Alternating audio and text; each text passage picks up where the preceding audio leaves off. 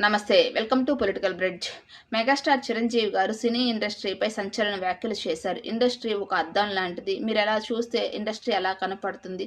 Caste couching problem లేదు, ఇక్కడ ధైర్యంగా వచ్చి నటించండి అని చెప్పేసి అందరినీ ఆహ్వానించాడు. మీకున్న అవకాశాలను ఉపయోగించుకోండి అని.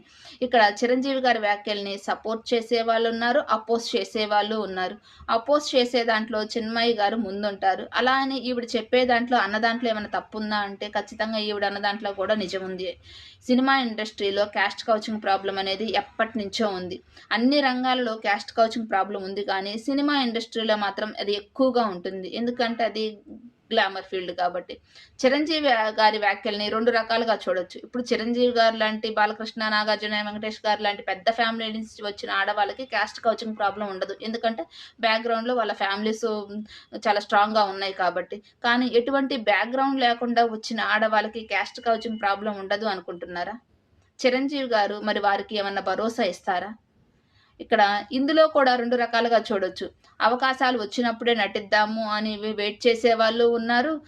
వాళ్ళ మిగతా లైఫ్‌ని, వాళ్ళ పర్సనల్ లైఫ్‌ని వాళ్ళు చూసుకునే వాళ్ళు ఉన్నారు. అవకాశాల కోసం ఎదురు చూడకుండా తన టాలెంట్‌ని నిరూపించుకోవడానికి.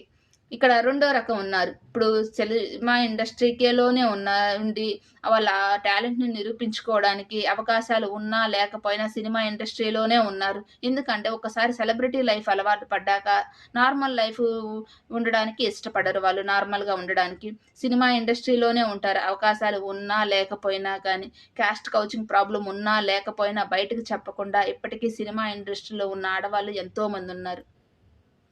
మీరేమంటారు? చిరంజీవి గారు చేసిన వ్యాఖ్యలు నిజమేనంటారా? క్యాస్ట్ కౌచింగ్ ప్రాబ్లం లేదు అంటారా? కామెంట్ చేయండి. వీడియో నచ్చితే లైక్ చేయండి, షేర్ చేయండి, సబ్స్క్రైబ్ చేయండి. Thank you.